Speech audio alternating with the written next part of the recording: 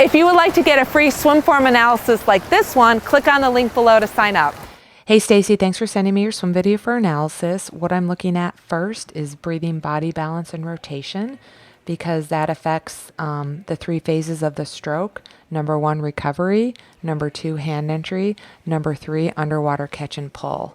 I'm also looking at your stroke count per 25, and I'm comparing that to your time.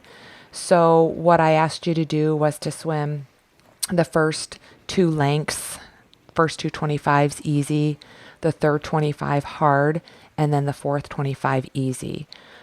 What you did was on that second 25, you did 23 strokes in 24 seconds. That adds up to 47. On this third 25, your fast 25, you did 24 strokes in 25 seconds. That also adds up to, actually that adds up to 49. So you took 2 more strokes.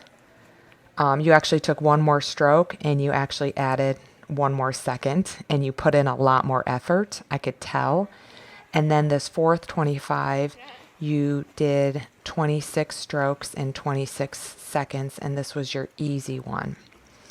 And that adds up to 52. So the most efficient length was length number 2, where you took 23 strokes in 24 seconds.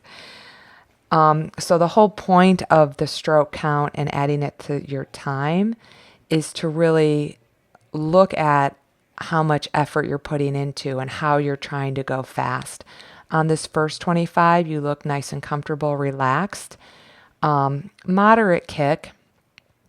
And the main things I want to talk about stroke technique wise, I'll tell you in a second. On the second 25, again, same as the first 25, your bilateral breathing, that helps with hip rotation. Your head position looks good. Your hip rotation looks okay because you're bilateral breathing. I just want you to know the idea of hip rotation is to drive your hip rotation with your with your hand entry, underwater catch and pull, and then use that hip rotation to help extend your arm out in front of you. But before we touch on that, let's look at this third 25 where you're going hard. For some reason, you started to breathe very frequently and you started to kick more.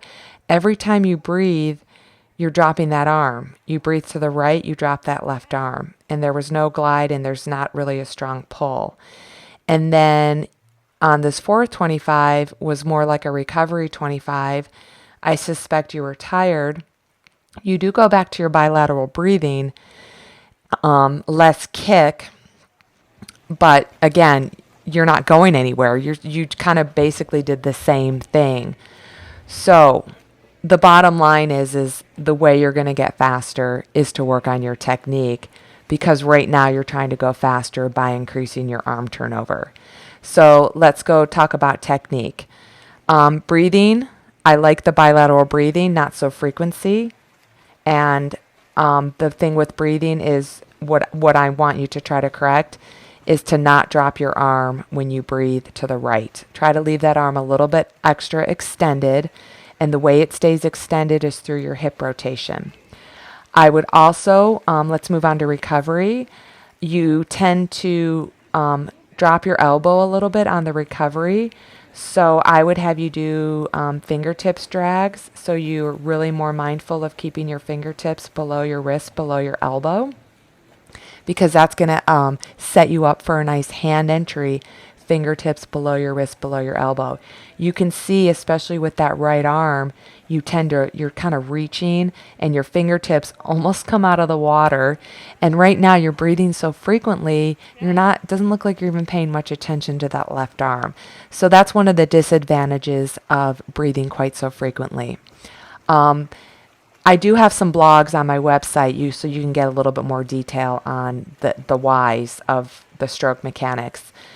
So once you fix your recovery, that's, again, like I said, it's going to set you up for a better hand entry.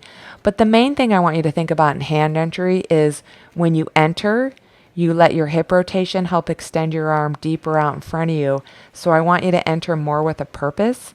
I want you to focus on fist drill and head out of the water drill. So you're punching the water, you're getting a deeper angle of your hand entry while rotating. Let that rotation help extend your arm deeper out in front of you so you're not so flat and shallow and reaching so much. And then you're going to get a deeper catch, a deeper high elbow catch, and you're going to be able to push the water all the way past your hip.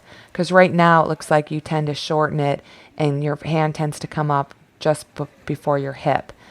I also think with your hand entry right now, it looks like you're entering and then kind of pushing the water a little bit wide.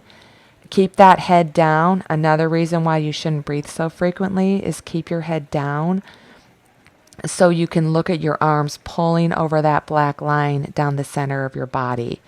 Again, we worked on catch-up drill, catching up with one hand to the other about 6 inches below the water, because that's where you want to start your catch part of your stroke before the push, which makes up the pull. So a quick review, always start with recovery drills, fingertip drag, thumb slide. That's going to help set you up for a fingertip entry, fingertip wrist elbow. The fist drill, the punch drill is really key for you. And then once you kind of get a handle on the entry with the hip rotation, and the hip rotation helps extend your arm deeper out in front of you, you want to go into those catch-up drills done correctly, as well as the underwater extended doggy paddle to work on pushing all the way past your hip. So hopefully you'll start to change your technique, build some strength with the new technique, just pulling the greatest amount with every arm stroke, and then to go faster, increase your arm turnover without losing technique and strength, and learn to pull yourself across the water instead of kicking. So hopefully this helps. You'll make some changes. Send me a new video. Let's see what the changes do for you as far as stroke count and speed in comparison to this first video, and continue to make progress. Thanks a lot. Make it a great day.